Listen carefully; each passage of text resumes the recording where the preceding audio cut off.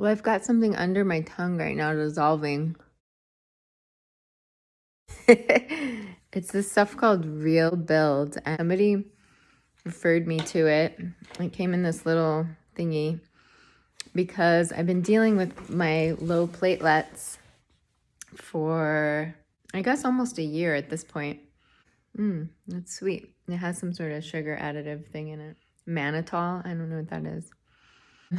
Anyway, like I went through cancer and treatment and all the stuff, and then at the end of it, I ended up getting an infection and I got doused with antibiotics. And so either the chemo, the infection, the antibiotics, the combination of it all, who knows? I ended up with ITP. I was reaching out. The Facebook groups are so good. I've talked about that before, but you get immediate responses from people who have been through what you're going through, who a lot of times have been going through it longer than you have, and, you know, have tried lots of stuff. So anyway, I'm trying this stuff. I'm actually about to go get a blood draw right now. And what is today? Monday, Friday or Thursday? Thursday, my platelets were 15,000, which is basically awful. The normal range is 150 to 450. So they want to start me on rituximab, and I am resistant to that. I don't want to do rituximab. I mean, I want the platelets to go up, and I will do that if I need to, but I had never heard of this stuff. It was like $85, which is pretty damn pricey for 10 units. So that means like, 10 applications. And I'm supposed to use it every other day. So I'm just surprised I've not heard of it before, because I have been checking, with people and talking to different people. We'll see what the platelets are now. I don't think this is going to have a chance to work when I get my blood draw in 1 hour. So, but I am going to tell them to hold off. If it's Monday today, maybe we could test my blood again later in the week and see. I also just have been taking tons of wheatgrass, my papaya leaf extract, and pomegranate, and I've heard monolaurin, which is an immune support system thing, and I'm taking everything. Plus the Promacta, this is like the normal thing they prescribe. I'm on 75 milligrams, which is the highest recommended dosage by the FDA, and it's not doing anything, but I'm still taking it. We will see what that does for me. I was taking intense amounts of vitamin C, minerals, and I have to take my iron. I should take that right now. But I need to eat anyway, because I didn't want to have any viral problems or any infections. I had a sore throat for a while, and I'm pretty sure that's what tanked my platelets, because, and also mad loads of garlic. Garlic is known to be, it's a blood thinner, if I'm remembering correct. So it makes, low platelets are a clotting problem. So we don't want our blood to thin when we have a platelet issue. I could feel I'm low blood sugar. I need to eat. What was I going to say? The big other thing is that my RDW, whatever that is, some kind of red blood cell distribution, something, I don't know what the W is for, is ridiculously high. And I don't know why that is. And I have to bring it up to the hematologist oncologist because, I want to know what it is. And he missed my platelets dropping, from at least 1 or 2 tests, and I wasn't looking. I just assumed they were looking, which is never a good assumption when you're dealing with your health.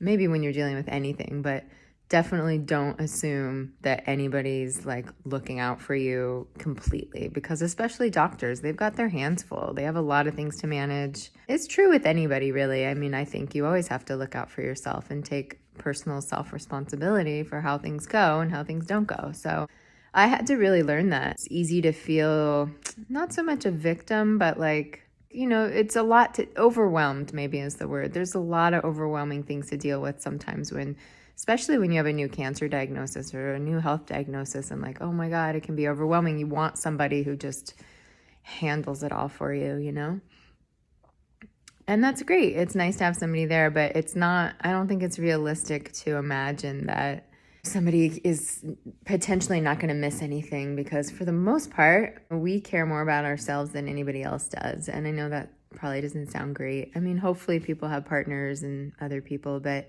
in terms of noticing everything or catching every detail or asking the right question or doing all the research, it's just, I think at the end of the day, a person needs to really take responsibility themselves. So I'm tired.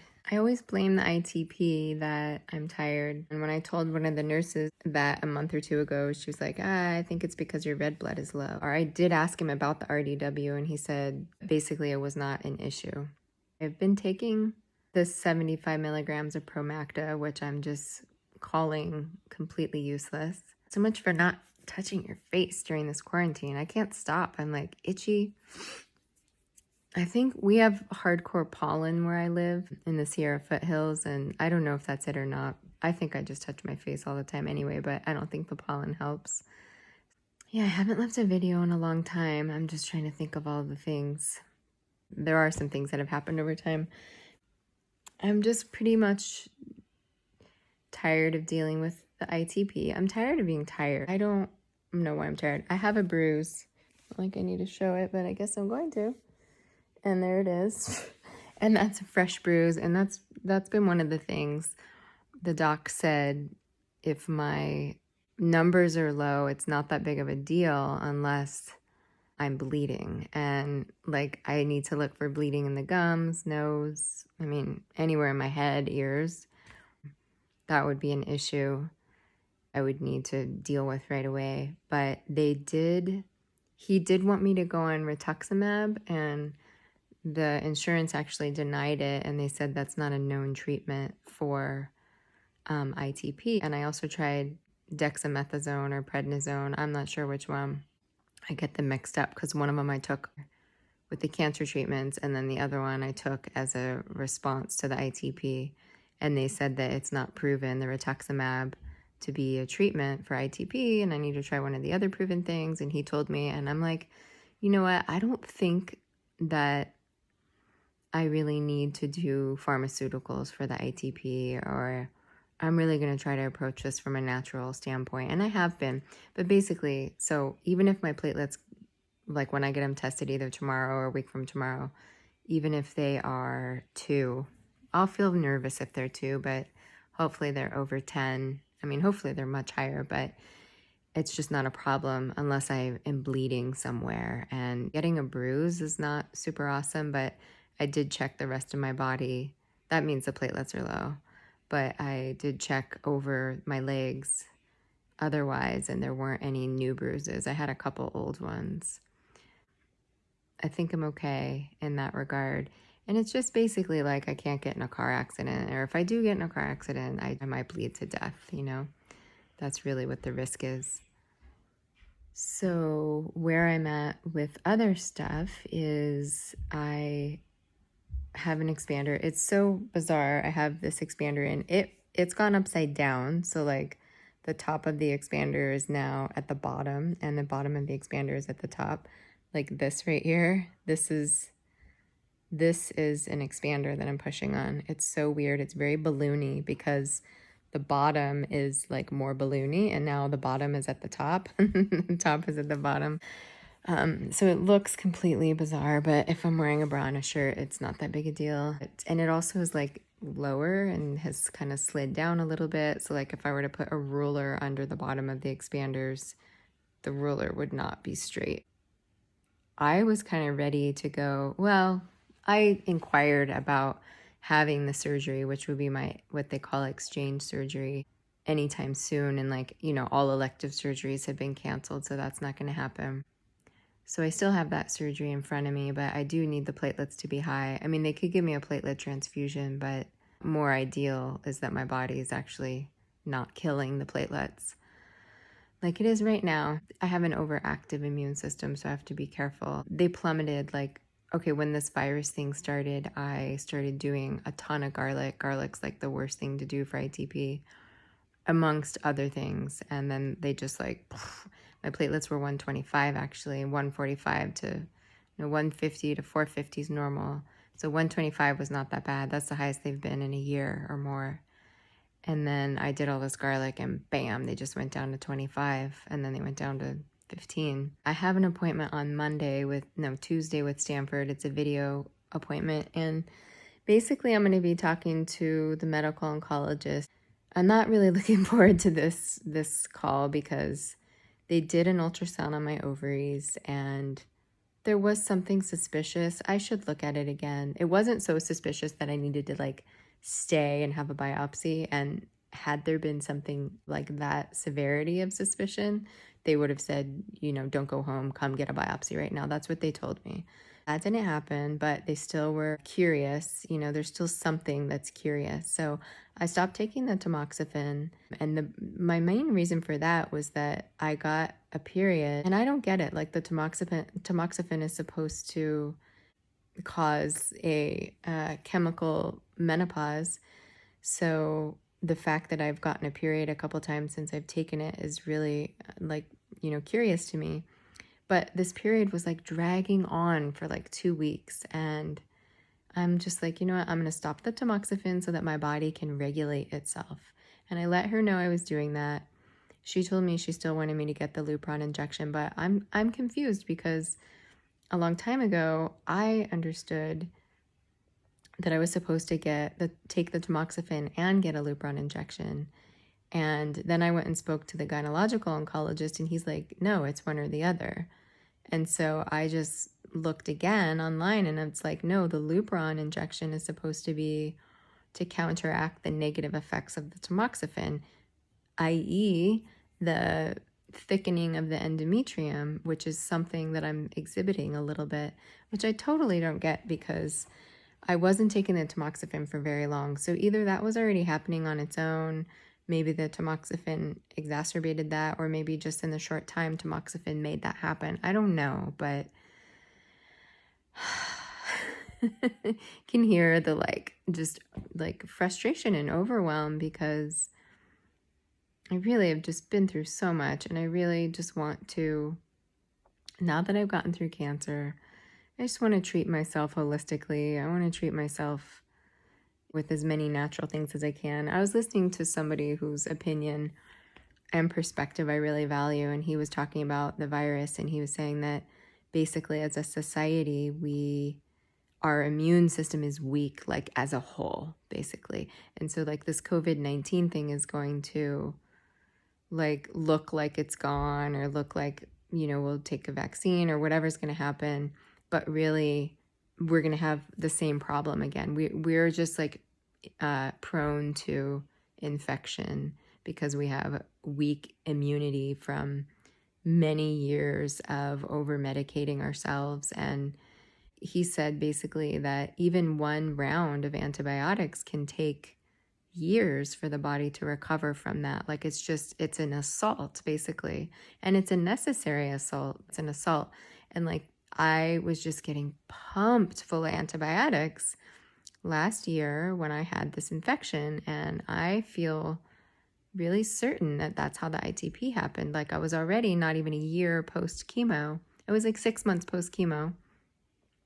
Got this infection, had an emergency surgery, got a hematoma, had my immune system was shot through all that. So it's hard not to have regret, you know? I mean, I know I did what they needed to do. They did what they needed to do. And I didn't have MRSA, but I had Mercy, and it's whatever that is, a methicillin resistant. And this is the kind of thing that can kill somebody. And it's like, you know, you just have to do the antibiotic because like I won't die if I do it, but doesn't mean I won't get other problems. So I did get the other problems. So like talking with Stanford, they're so convincing with their studies. Here comes my daughter. So it's going to be hard to, hey, yeah, man. There's my daughter. I've never shown her on one of my videos. This is going to go on my YouTube. So, we're sitting here at Easter, but it's going to be really hard to stand my ground with them because they always present so much convincing information. I think the most I would do is I'd let them do another ultrasound and just see like what's going on with my ovaries, what's going on with my endometrium. Like I don't think I need to be as aggressive until the platelets get figured out, especially because I just don't have the immune system to be able to handle all the stuff they want to give to me. So that's so exciting. That's what? That's so exciting. I'm like hey, you're wet. Yeah. I'm the most boring person in the world. So there's my cute daughter with her cute cat. Yeah. Anyway, that's the update. It's been such a long time since I made a video, so I figured I'd share all that stuff. Yeah, we'll see. Nice to know ya. Let's do it again. How we did it on a one night stand. That's how I get ready for blood draws. I put the lidocaine on top of the port, and then, because they have a lidocaine shot, but I don't do that. I don't understand having a shot before a shot, so I do the cream, I cover it up, and I'm good to go, ready for my blood draw. My platelets are 12, and in the past I would have gone really south with the information, like, oh my God, and I'm not happy about it, but I'm okay with it because it's just what it is, and I'll do what I need to do and keep going. Well, I had my meeting today. It was a video call with the Stanford medical oncologist, and what I expected would happen happened, which is that she convinced me that I need to take, it's going to be the Lupron injection and an aromatase inhibitor. I was taking tamoxifen because I was opposed to the Lupron injection, but really what's recommended is the Lupron and the aromatase inhibitor. I told her I was going to think about it, and then as she presented more information to me, I'm just super high risk because of, all the things that make a person high risk, like the size of the tumor, lymph node involvement, HER2, estrogen positive. The estrogen hormone dominance is definitely a big thing. She's like, right now you have estrogen running rampant in your body and, you don't know what it's doing. And that's been happening for a while, because I haven't been taking the tamoxifen. I've been off and on about it. Oh my God, the side effects just, obviously I don't want cancer to come back, and that's why I made the decision. And I was sharing it with a friend of mine today, and I'll probably share it with one more friend. And then beyond that, besides this video, it's like whoever watches this video is not even people I really associate with in my day-to-day life. Because the people in my day-to-day life, just have such strong opinions, and I basically just requested that they don't share their opinion with me because it's a hard choice. It's really hard to decide, not to take pharmaceuticals and risk a reoccurrence, or take them and basically continue to poison myself. So, yeah, I guess I've just been sitting with it today. I feel bummed about it. I should feel happy, right?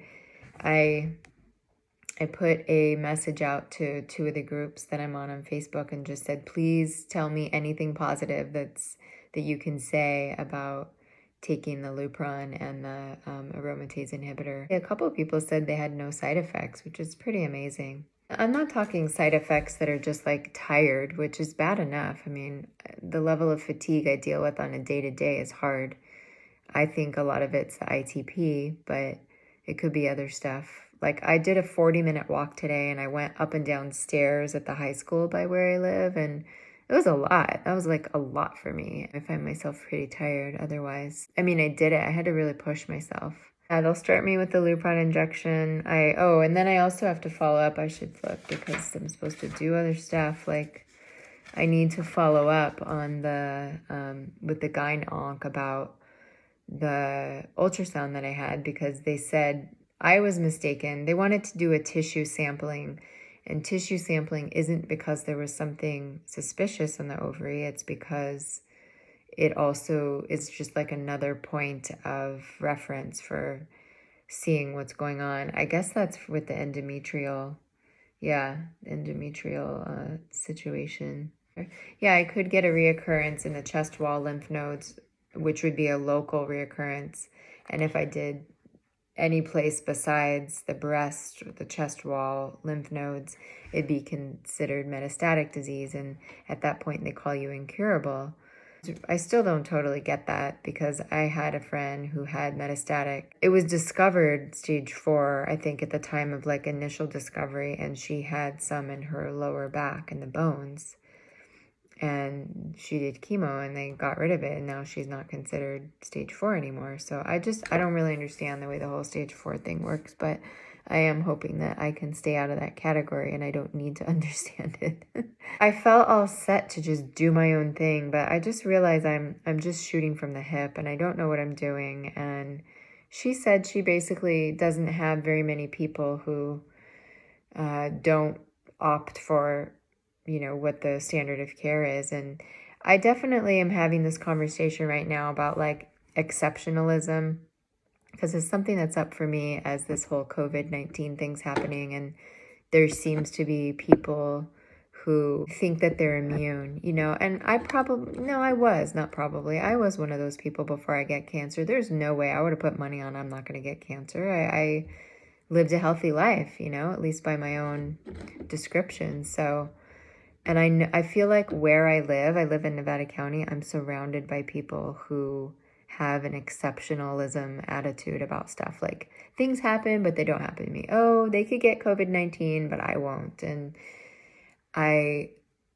feel like, I've become more and more that way over time of living here for 10 years. I mean, it's not to shirk responsibility because I'm responsible, but it is to say, I think that we do assimilate into our environment if left to our own devices. And, that's just what's happened. I've shifted my viewpoint just by virtue of living where I live and being surrounded by the people I'm surrounded by. So I'm trying to get myself back to the middle of the road in however way I can and whatever way I'm capable of doing. And I think that taking the Lupron injection and doing the aromatase inhibitor is part of being balanced. She wants me to do it for 10 years, and women who aren't high risk, it's recommended that they do it for 5 years. So while I'm working on the platelets issue, I asked her if there's any counterindication for doing any of these endocrine therapy things and having low platelets, and she said no, but I do still need to follow up on the whole platelets thing. That's what I've been consuming myself with. I've kind of just been letting this whole cancer thing just fall to the side, which is really not smart. I mean, I just don't understand, and I still don't feel like I got a really good answer, because I said, what is the chemo, what is the radiation, the surgery, all of those things are trying to attack the cancer from many different avenues. And if the chemo did what it was supposed to do, then I would be cancer free. But I guess that doesn't mean that because my body's still producing estrogen because I'm premenstrual. I mean, I am premenstrual. I'm premenopause. I'm laughing because it's true. Actually, I started my period. Today's Tuesday, and actually yesterday morning, and I was grouchy as hell on Sunday. Oh my God, I was so irritable. And that's something that happens to me when I had a regular menses, is I just was an irritable bitch. And then the times when I've had a period, which have been about 3 in the last year and a half since chemo, I've just become totally irritable. So anyway, because I'm premenopausal, estrogen is running rampant in my body. I did an estradiol test and it was a really high number, which meant I'm premenopausal, and I'm 45, so it makes sense. Somewhere in the next handful of years, I will stop the Lupron. I don't actually know how many of those I'm supposed to get, but the aromatase inhibitor is supposed to go on for 10 years. So that's my deal.